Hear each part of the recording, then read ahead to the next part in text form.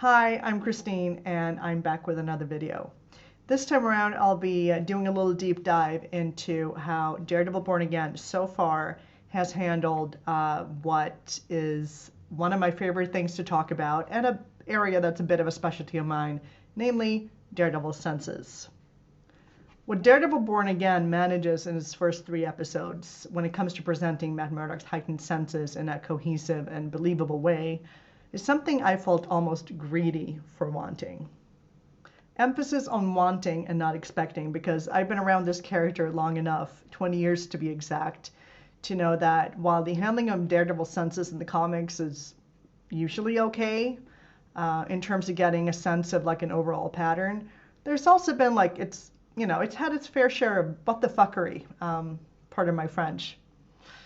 And while the original show overall stands up pretty well against most runs of the comics in this regard, it still suffered from like occasional inconsistencies and lapses in logic that I may have to return to in separate videos in the future, but the World on Fire effect and the concept behind it ranks pretty high on that list for me.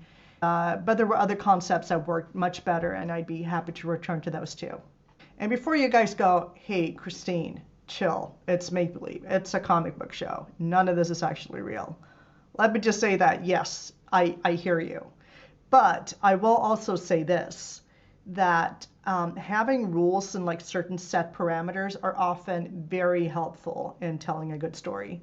And Daredevil Born Again seems to get that, and I'm frankly kind of blown away by it, to the extent that I'm now nervous about the next episode, because like, are they gonna stick the landing too? Are they gonna hold this together for all of the upcoming episodes? Who knows? But so far, I'm very impressed. And I'll get back to the whys in just a little bit, so stay tuned. But let's just do some background. And I'll start by saying that I enjoyed Doctor Strange as much as the next person.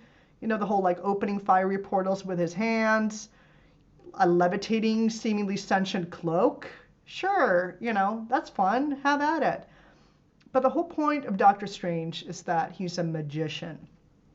And when it comes to magic, there are no rules, which also, quite frankly, might make it more difficult for writers to actually create believable stakes for him. So that's kind of a weakness of the storytelling that you have to work around. Daredevil has been gifted with a power set that ideally shouldn't work like magic.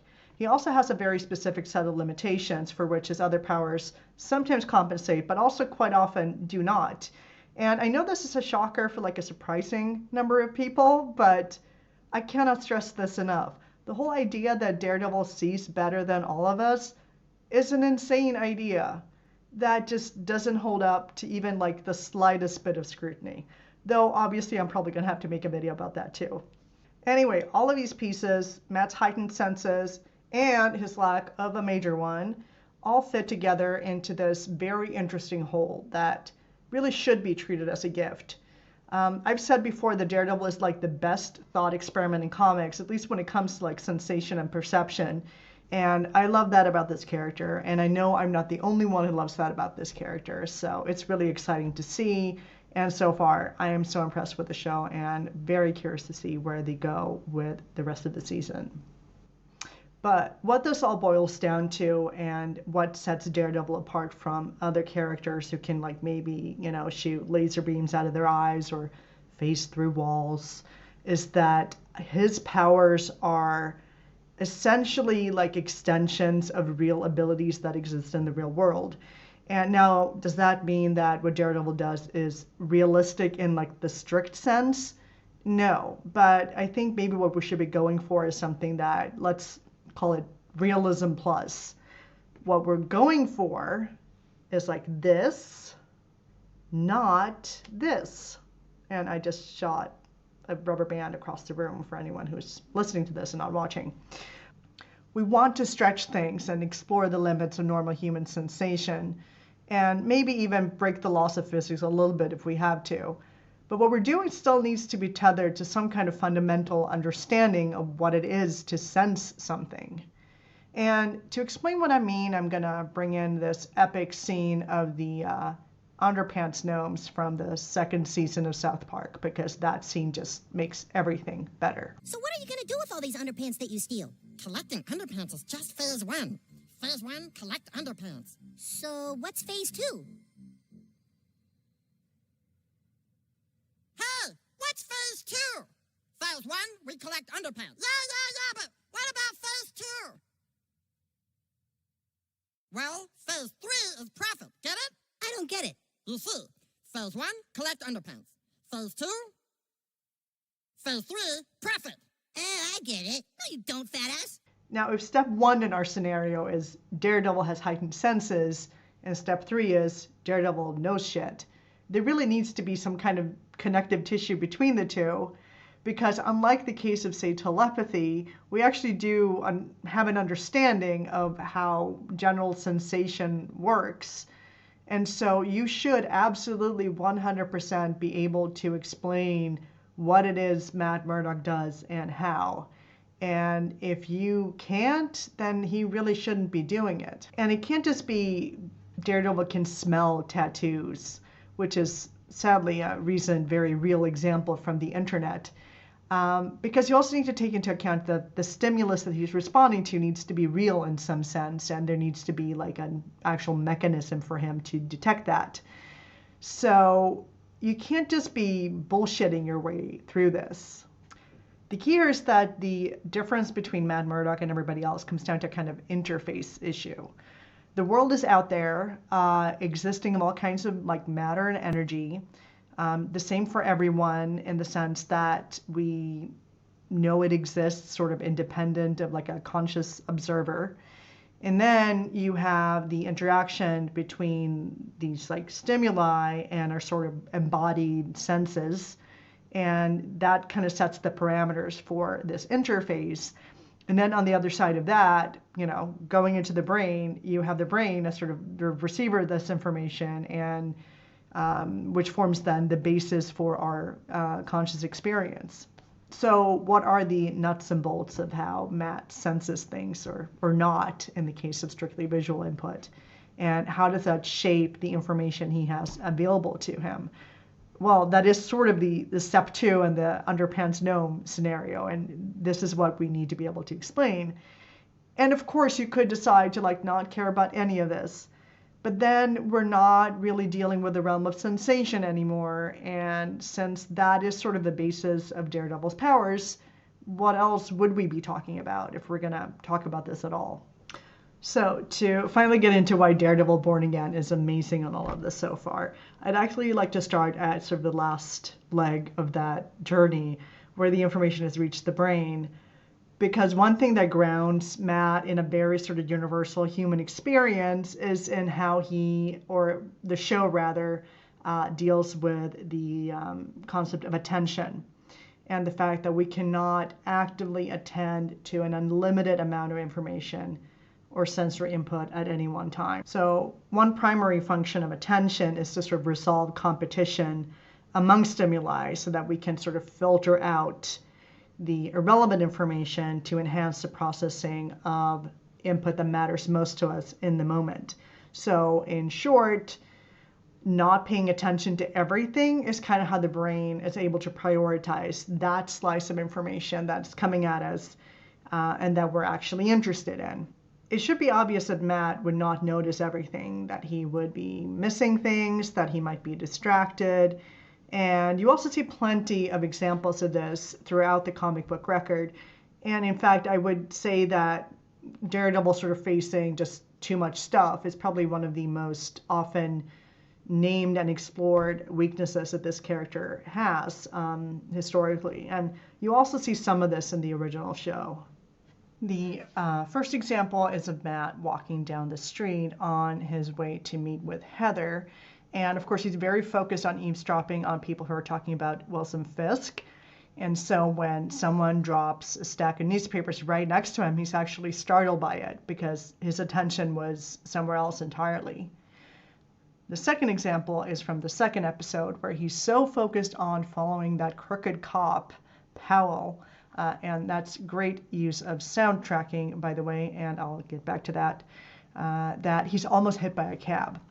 And what's interesting here is that they're actually showing us the light changing and the accompanying click that Matt absolutely would hear, at least if he were paying attention. But he's either too focused on the sound he's following, or he's like fine to just throw caution to the wind and hope any traffic might stop for him. Most states have so-called white cane laws that strongly encourage drivers to yield to white cane users beyond what might be required or expected for the average pedestrian. So either way, the cool part about this is that he now has to take a second to find that sound again. And the focus on sound here is perfect because the cop he's pursuing would be well out of range of any other sense besides hearing. And I mean, yeah, just take my word for it. And yes, we did see a similar scene of Matt losing track of Jessica Jones in a crowd in The Defenders, and that was in a similar fashion. There's also another scene I want to point out, which is from the middle of the fight with Bullseye in the first episode, which features a great example of Daredevil briefly shifting his attention from the fight to listening to Foggy's heartbeat and what's going on outside. And bonus points for his doing this near the wall facing the street, by the way. Again, the creators are sort of mindful about respecting that spotlight of attention and making sure that Daredevil's not trying to do too many things at the same time. A final note on sort of the topic of attention are the scenes where Matt hears something that grabs his attention, such as when what I presume to be a neighbor turns on his TV and we can hear Fisk announce his mayoral campaign or candidacy. And in this situation, I would probably have had Matt actually notice this a little later in the scene. It would be like when Fisk's voice comes on or if his name is mentioned or something like that, because the sound that precedes Fisk talking isn't really all that interesting. And we would assume that he would be surrounded by a lot of noise all the time. So that wouldn't be attention grabbing, whereas sort of hearing Fisk's voice or hearing his name would be attention grabbing. But it could also be the case that the next door neighbor just rarely makes much noise, and just the fact that he's turning on the TV or the radio is interesting enough in itself. So that could also make sense. And I think this is a good segue to looking at the handling of sound more generally. And let's start off where kind of this stuff comes up against the bigger topic of attention and look at a great example of what is known as the cocktail party effect. It's in the very beginning of episode 1 where Matt listens for and zeroes in on Foggy's phone conversation. And there's also like this nice change in the aspect ratio that's been talked about elsewhere.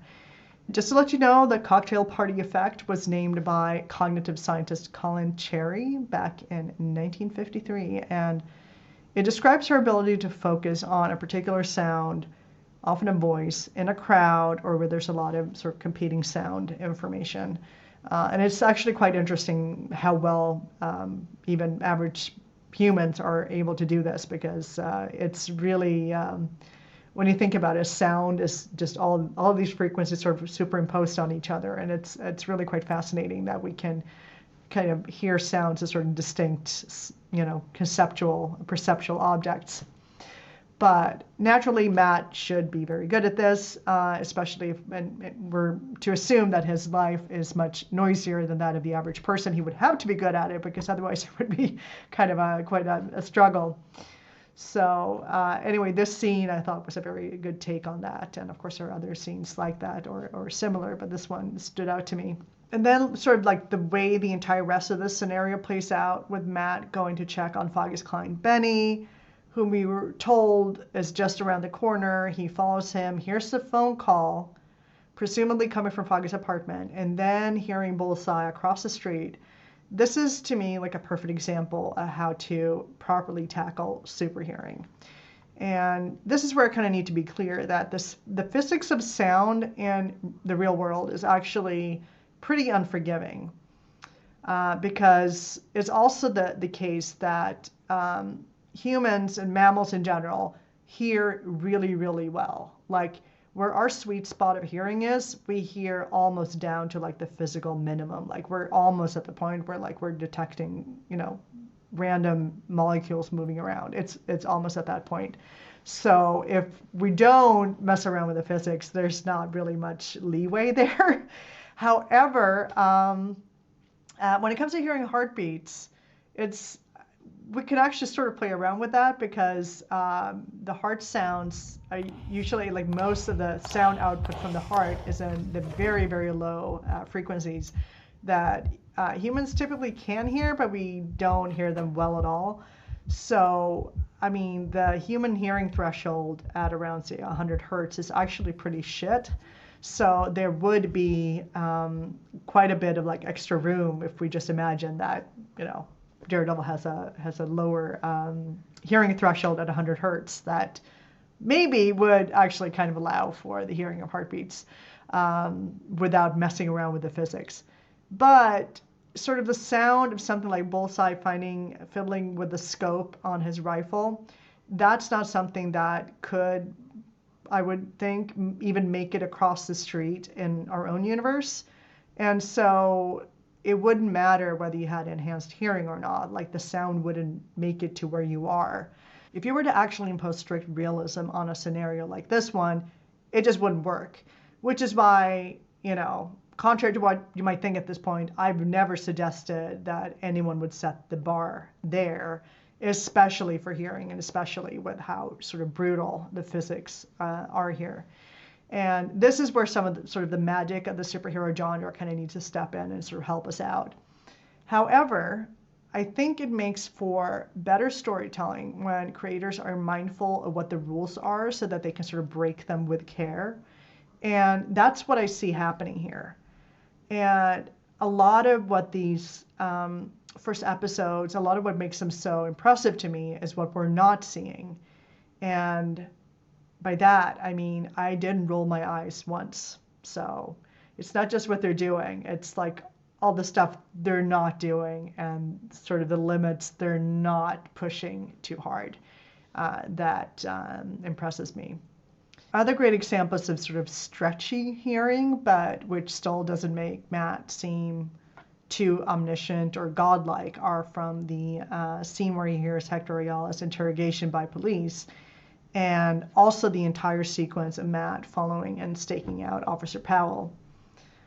We mentioned this already in the Matt versus Cab scene, but I do love the detail of Matt waiting down the street from the precinct at a respectable but not insane distance, and then he's following his footsteps and then listening from across the street. We're not talking about listening from like multiple blocks away or through multiple walls. And it's the same when the dirty cops show up at the apartment of Nikki Torres, and Matt picks this up when they're almost there, not from like blocks away. And I'm sure there are people who would love for Daredevil to be more godlike, but for narrative reasons, if nothing else, you get a more consistent story when the audience is not like suffering from like a constant state of whiplash from like just dialing this stuff up and down. So this is like the Goldilocks sweet spot right here. Another moment I want to talk about is where Matt is actually using his sense of hearing to draw conclusions about something that most of the rest of us would use our eyesight for.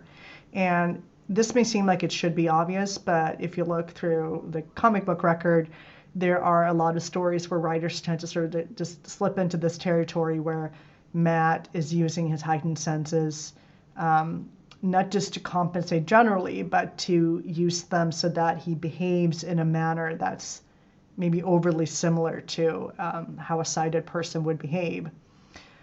I'm thinking specifically of the diner scene with Wilson Fisk, where Matt makes this comment about Fisk's appearance, his weight specifically. Your step is lighter. You've lost some weight, gained muscle. This speaks to what to me is a very appropriate sort of hierarchy of the senses. Hearing is a much more reliable source of information than whatever quasi-sight he gets out of sensing the shapes of objects. And to To be clear, I think the most sort of parsimonious explanation for how he senses objects is also mediated by sound, but even in real life, we know that the brain can treat echoes, in this case, very differently from how it treats like direct source sound. And that also extends to like the subjective experience that a person would be having who's able to echolocate. And there's a reason it took like literal centuries for science to figure out what actually gave rise to this ability of some blind people to detect objects. And it was precisely because it doesn't feel like hearing. Either way, what Matt's describing in this scene places hearing as a primary source of information on this topic, and I think it is very nicely done. This brings me to a couple of points I wanted to make about smell and touch. There's not much smelling going on in these first 3 episodes, but I think many of us enjoyed the Drakkar Noir jab at the NYPD, the police officers in episode 2. Drakkar Noir, center choice for New York's finest.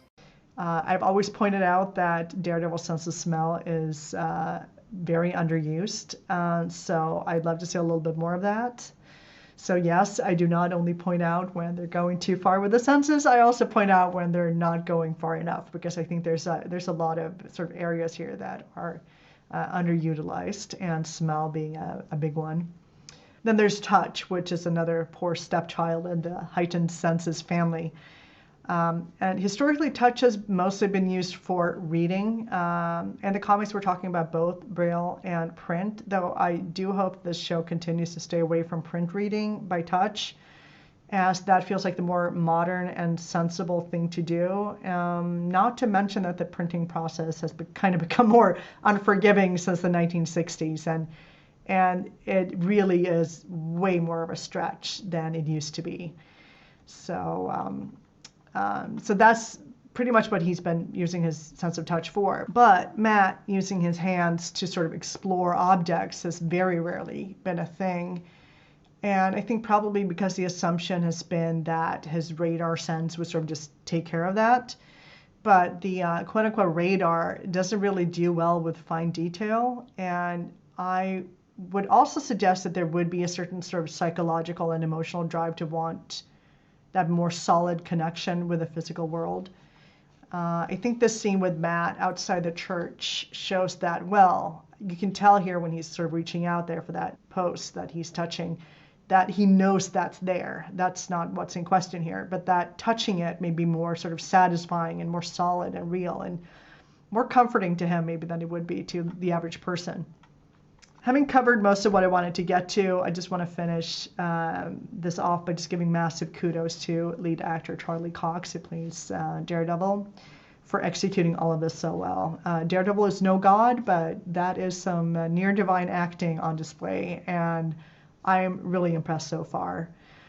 But let me know what you guys think by posting a comment on my website, theothermurdochpapers.com. This video, like all my videos, will have a post associated with it that I will have a link to in the description, so you can just click through there and leave comments on my website.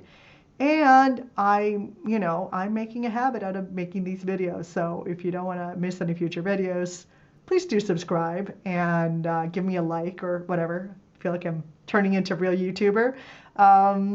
So see you later.